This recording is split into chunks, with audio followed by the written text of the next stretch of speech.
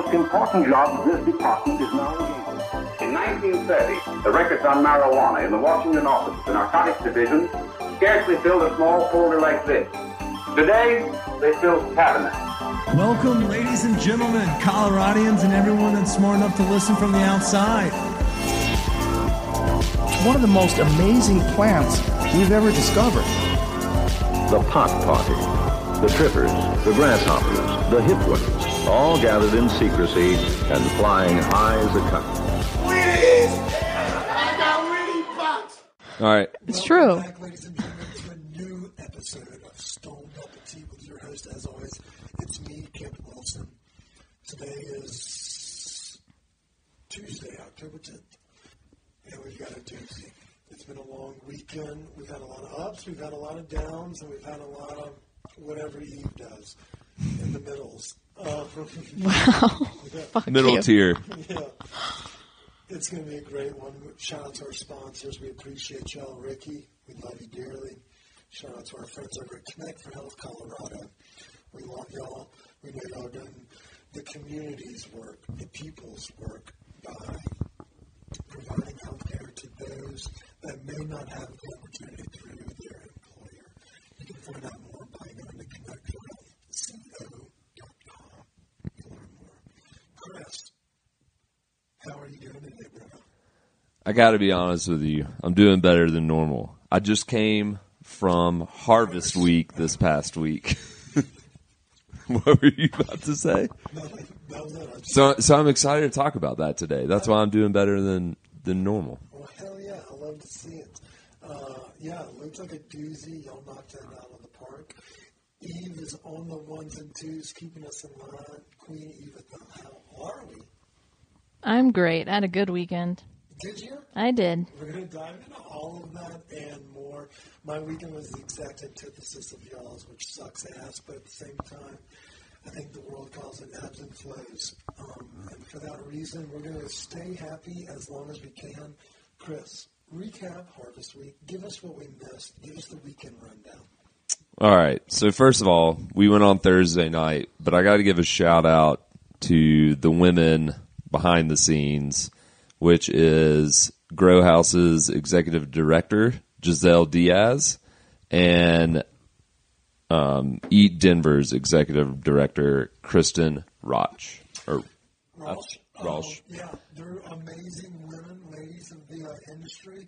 But for those that don't know Harvest Week, we talked about it last week. It's a 4-night event that runs through and showcases the best of the local chefs and the culinary scene, all in the fundraising efforts for the Grow House, as well as there's a multitude of different. Yeah, it's mainly a fundraiser. It supports Eat Denver and the Grow House, and the Grow House is really important in the community. They're in that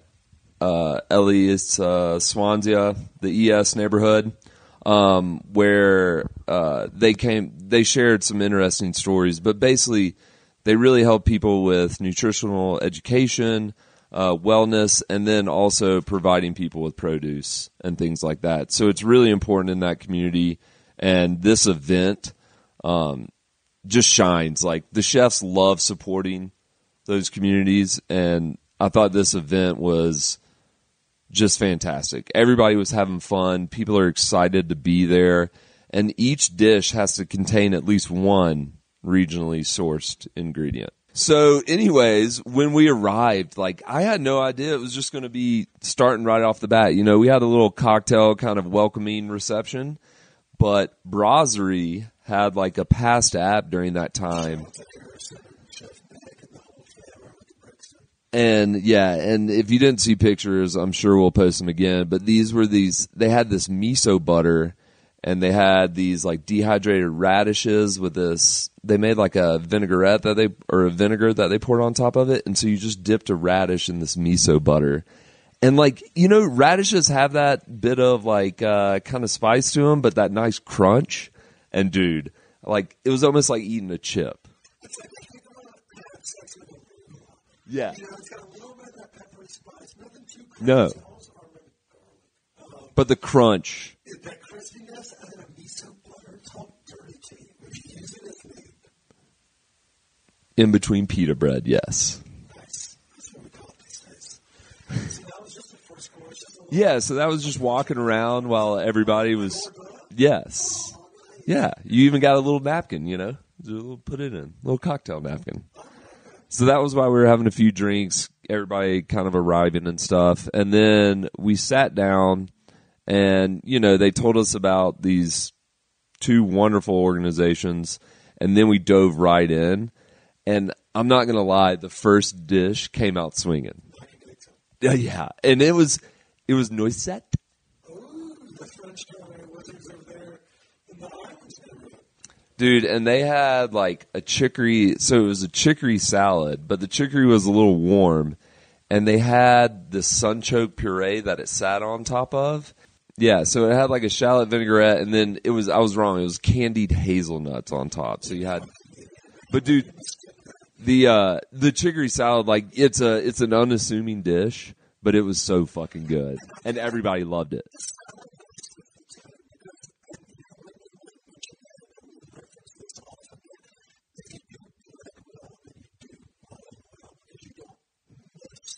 You care.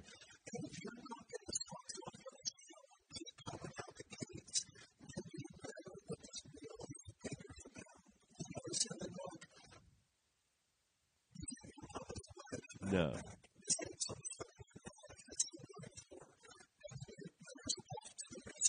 Yeah. And so the next dish was Bistro Vendôme. And that was a foie gras terrine. Mm-hmm. And that was served over the smoked carrot puree, which was pretty good, which was really, really damn good. But one thing that got me was like the textures, were a little similar. So it kind of like like the puree kind of masked a lot of the. Yeah, but I mean, don't let me take that away from it because it was a powerful dish, and I ate it all.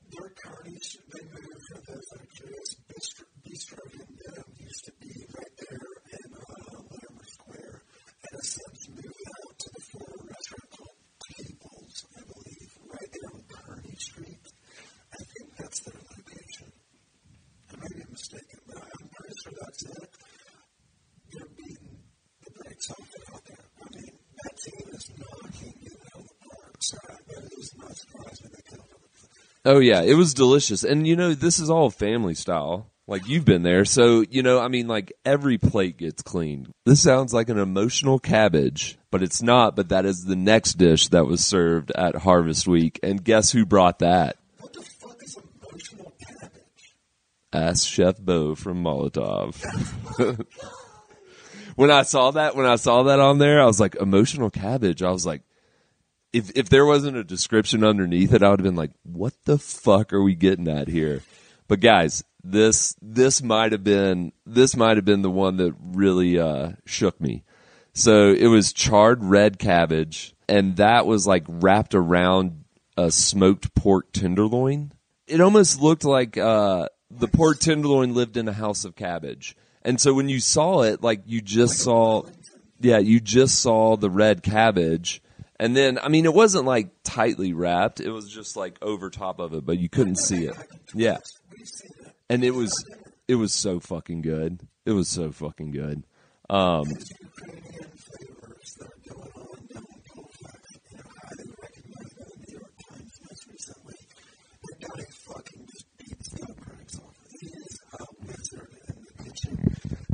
He was probably best dressed out there, too. He had a hot pink blazer on. It was fire.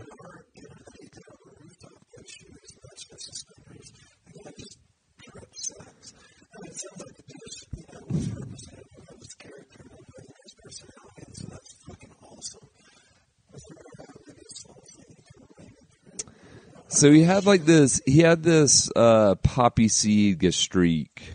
It was good. It was... No. I think we might get a rise out of Eve on this next course. This was Restaurant Olivier, and they did a braised pork with tortellini Verdi. Oh, man. Dude, they literally bring the fucking hammer. It was really fucking good. It was braised pork with these roasted apples, roasted squash, green chilies, chard, and ricotta. I think they had multiple nights of Harvest Week because they're very big in the game and in the industry and what the good cause they do. They don't miss it. Look, we talk a lot about Taylor and what he is and that thing. Yeah. It's all fun. It's been few and far between. I think you guys are the same as most nicer restaurants. Yeah. But now it's they remind you how great they are. Every time you eat it, you're like, fuck, I need this more often. And That's how that reminds me of that restaurant. Every time I'm like, why do I eat here once a month? right. And it's why I work. So if you want to go for us, but that's why this is in the same camp with other folks. And then you just It's a special dinner date. Yeah. And what remind me, what's the chef's name? Is it? Yeah. Fuck, I can't remember. But anyways, he shared a story, and it was funny because like he was a bull rider, and I guess like he was trying to make a decision on like really pursuing that or not. And he was like, I got out there one day and I was about to step on, and then I said, fuck it, I'm going to go to culinary school. And yeah, and so I think he took a hard ride at that bull and then just said culinary school. I think that's a future, investment as well. Not only do we preach about how the hospitality industry is a great place to play your roots, but if you're like, oh, I'm about to hop on this bull whose testicles have been wrapped in leather and it's pissed off as well. Yeah, but you will have made $20 this month. That's a tough bargain for anyone to sell. Like if it was PGA Tour money, you could maybe convince me. Yeah. But like, he's a culinary wizard, and they're doing fucking excellent work over there. So that scares the shit out of me. I wonder what food. Yeah, it's so great. We got to get him on. So, and to end it all for dessert, we had tavernetta, which was awesome. It was a torta al pecorino. Yes, very cheesy. So it was really nice, dense, cheesy cake. It was topped with this like apple compote and a cornmeal crumble with a little mascarpone. It was fucking good. No, obviously not. I looked at the guests and I was like, I mean, this dessert is great, but they literally can just bring their tiramisu everywhere. And everybody would just be talking about it for days.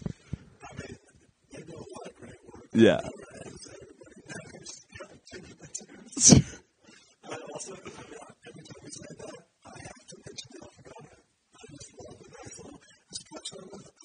Yeah, but if you're limited to one dessert, just always get the tiramisu. I mean, I'm just saying. Chris is watching his figure. Oh, that's so good. I mean, it is. I mean, it's hibernation season, and I've started to notice when I do videos for the social media from certain angles, Your jowls are getting a little bigger. a lot more gap. So, Eve, we're going to need to go ahead and start a regimen for me, 3 days a week probably. You want to go on some hikes with me, Kip? No, absolutely not.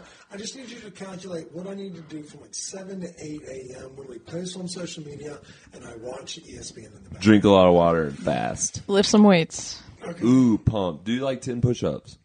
Do some squats. Squats? Okay. Squats, push-ups. Squats will make you sore, though, if you haven't done those in a long time. I mean, I golf, Chris. I can't be in better shape. I mean, what am I? I'm maybe an Olympian. You did break your Achilles during golfing. You can't break your Achilles. You snapped it. Face. Snapped it, tore it, bop it. Bent it.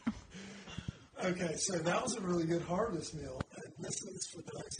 If this is your first time listening to this podcast, then welcome. That was a really good week at the end there, Chris. Anything else you need to say about harvest week? Desserts. Yeah, I just said that. No, it was the torta. Yeah, that was just the only dessert. Yeah, so it was an exceptional night. huge crowds. And Ironton Distillery is a perfect location out back. I mean, just big community-style tables. So if you're listening to this and you want to go to a fun event next year, those things sell out like hotcakes. But it really is just like a lot of events going on. It's an event that supports a really good cause and helps out the community. So I highly recommend it. And you get to taste all these great chefs from around towns that are from independent restaurants, and you get to taste their type of food. So you're getting a lot for your money.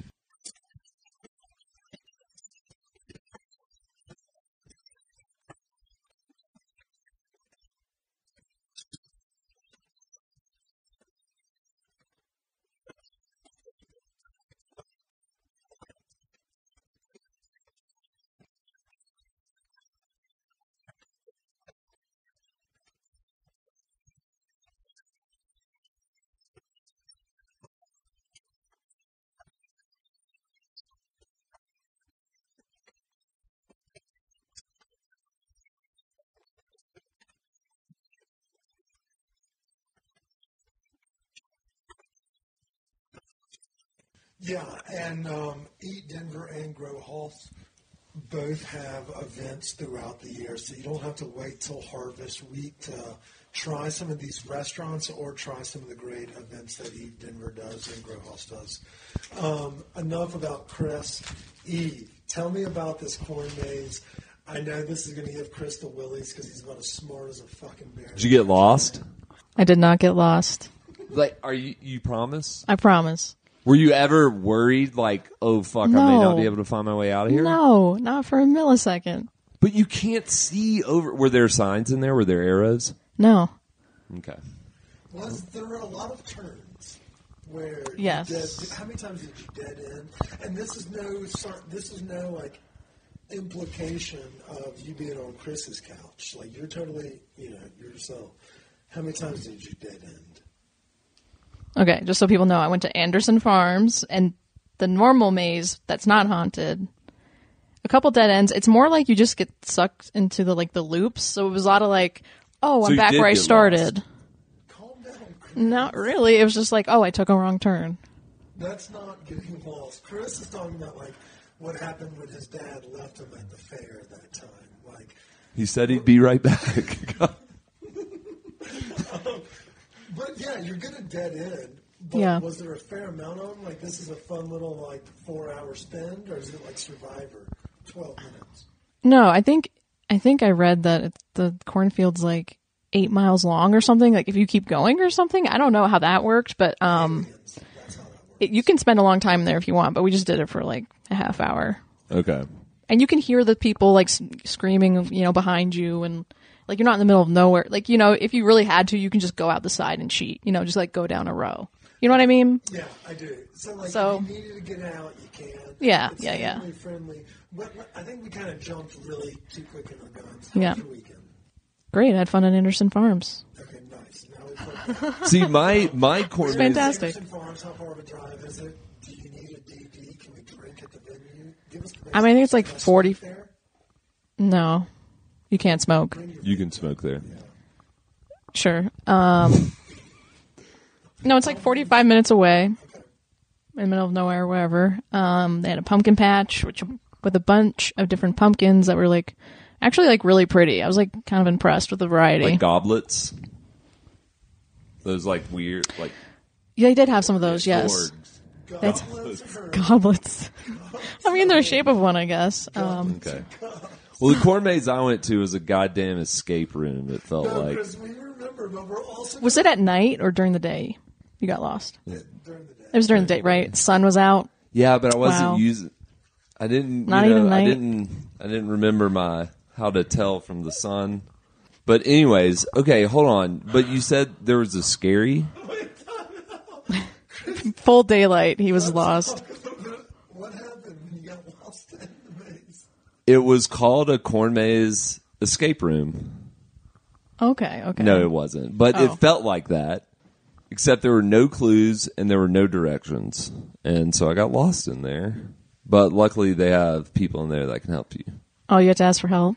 Oh my I did ask somebody wearing I think it was a yellow colored shirt. You know, they're there to help. So Yeah, there's no one in this cornfield to help. And there's like, Kip is losing it. I'm obviously making all this up. How old were you?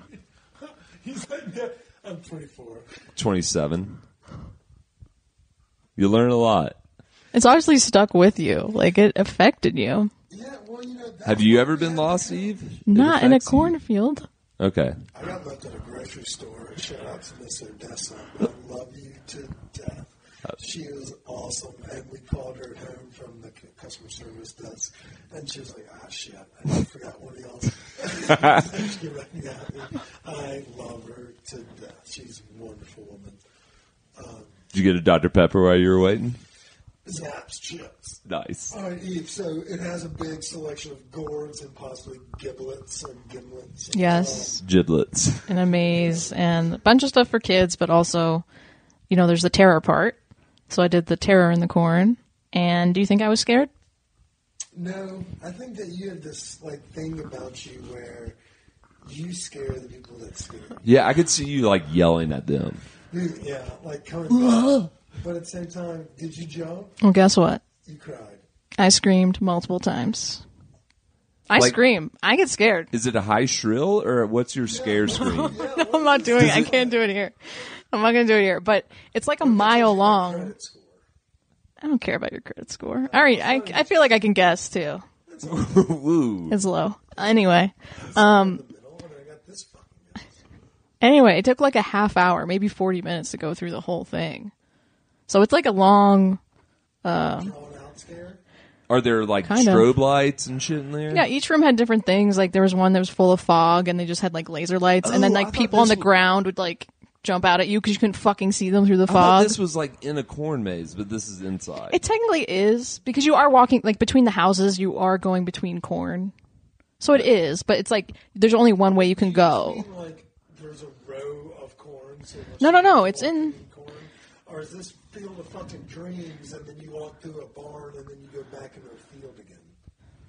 Sounds like a haunted house. It's a haunted house, but it is in a cornfield because like in between some of the things, like you're walking, you know, on a path. It's just like there's only one path because they don't want people, you know, getting lost in that area. What was the scariest part? I mean, You dress up. Sorry. no, I didn't. I don't wear costumes to that because it's so dusty and stuff. Just keep that in mind if you go. That checks out. I mean, there was this one part. There was like a train, and the lights were like flashing, and it was really bright. And we're like, we're not supposed to walk towards the train, right? Because like, doesn't make sense. No, you totally walked toward it. Yeah, we were supposed to. We know that. So then we started going to the left, and then some guy came out of like the darkness and was like, "No, like, go that way." the wrong But he was like in character, you know. He just kind of like was being freaky, but also like corralling us. But I screamed because the way he moved, I don't know. I wasn't prepared. Okay. I was not prepared. I'm picturing these quick as fucking lightning people that are running from like darkness through cornfields and then like sideswiping you and just like shaking you one good time. No. And if that's the case, I'm scared to Dickens and I'm a screamer. They- I'm a screamer in tons of instances. Yeah. They were creative though, because some people did like clicking noises with their mouth, and you'd be like, "What the fuck's that?" And then some people were like contortionists, like they'd like hang out the windows and they'd like be hanging upside down. I'd be like, "How do you do that?" And like in one room they had like buzzing flies, like the noise of buzzing flies playing. Like they did some like intricate stuff. And I was like, "This is messing with me." So like, on a scale of like 1 to 10 for those that enjoy like the 13th floor type Halloween things, is this one of those that you need to be like a Halloween fan of, or you like to get a good fright, as the Brits say? I don't think it's extreme as the 13th floor because that looks extreme to me. I haven't been. That looks wild. That looks wild. Because I did go with other people. They didn't, not all of them really screamed. They kind of more like jumped. So I think it's more, if you're with people, I don't think you'll go home and like, Medium hot sauce. I don't think you'll like go home and cry. Or I think it's like average if you like to be scared, average. Yeah, I like don't it's not too much. Okay, yeah. There's I moments hate when to you're get like, scared to the point where I go home and cry. no. But it's not gonna sounds awful. fuck you up later. You know what I mean? Like, it's, you can shake it off once you walk out. Survive it? I mean, obviously survive. I mean, it depends on your Not child. much in front of the train. But like, let's say you have a 13-year-old. Yeah, that's fine. Yeah. I think middle school and up is fine. But I saw some younger kids there. But I do want to. I don't know. I scream. There's some guy behind us, like close by, and I remember one time he was like, "Jesus Christ!" like a full-grown adult male. You turn around, and look at him. Did you give him the eye? No, because I was too scared. I was eyeing the corn. Yeah, my head was swiveling. See, my fear is that I would just reflex and like maybe hit somebody on accident if they scared the shit out of me. Please check your hand. Your hand goes. Just walk like I walk like this through the whole thing. Don't you walk like that all the time? No, I don't. But the one thing I don't like about it, they have like a campfire section where I guess you can rent a campfire there, which is pretty cool. But there's like 20 of them, so the whole night it was all smoky. It was like irritating my throat, and my clothes just like smelled like campfire, which is fine, but you just don't want to smell that all night. So just anyone who has like asthma or something, you might not like it. That's all. That was just like they shouldn't have it the same night people are going to do the scary stuff outside, because it like hung thick in the air. And they had, wait, I want to check my phone. They had, I'll make sure I read it right. They have the world's largest man-made pumpkin there. FYI.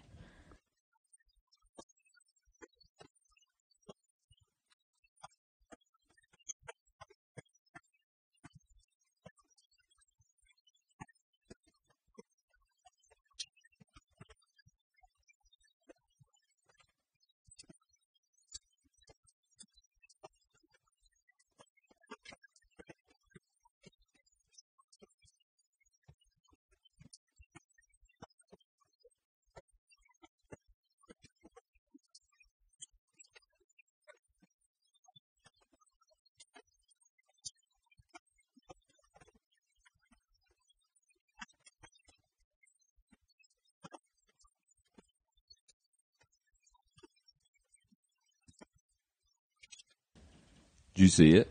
I did. They put it on top of like a water tower or something. Is it fucking huge? It's pretty big. Could it fit in this den? No. Damn. It's 7,000 pounds. See, it's on top of that. Oh, shit. It's a jack-o'-lantern. I wish they made it a jack-o'-lantern, but it's just a big orange pumpkin on top of a whatever you call it, harvester, whatever you played in. Yeah, silo, where your mom left you, whatever. Chris, so before therapy, this is going to be fun. So all in all, a good family experience. Yeah, it's fun. And if you're older, I think you can enjoy it too. There is just stuff for kids if you want them to do. Like, they have cute little things, but also there's plenty of horror stuff. Okay. It was a lot of fun. Do you have, like, goals to try to clip, like, more and more Halloween things before the end of the season? I mean, I would like to, but I'm moving, so, at this point, I'm too all over the place. No, I can understand. But I would like to go to another one, but I don't know if I will. Okay. Well, maybe we do a group outing to the 13th floor or something like that. No, that's too scary. Do a stranger danger thing where we have a leash on each of us, so nobody can run. We're all stuck together. Maybe get some air tags, too, just to be super safe. For you, Chris. Just swallow them. So then we'll really know if someone gets, Yeah, because they could easily discard that, but if it's, yeah. Yeah, they're like, oh, he has it in his shoe. Like, no, sir. It's like, boom. All right, well, I'm glad you had fun. I had also a terror maze this week. Since we recorded last Wednesday, my dog got sick. He is Jerry. We've spoken of him. He's done social media campaigns for us in the past. He is 13 years old. He is as handsome as the day. Extremely photogenic.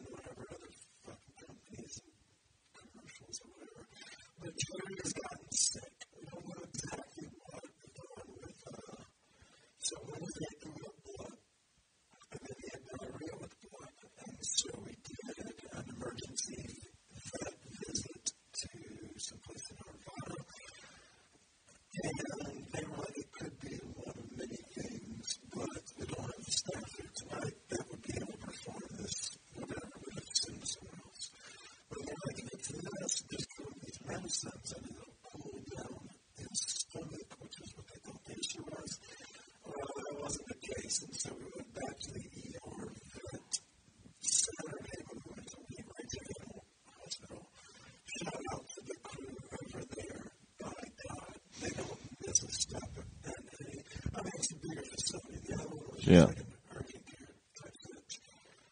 This one is a big old spot, and so we're still undetermined on a couple of things that we'll find out tomorrow as y'all listen. As we'll be at the vet, you'll see more stories, most likely, or probably reporting sometime throughout the week. But that's what I was ready to sell. That's what Paige was ready to sell. The weekend was, I mean, Eve was getting scared, Kip was getting scared, Chris was scared.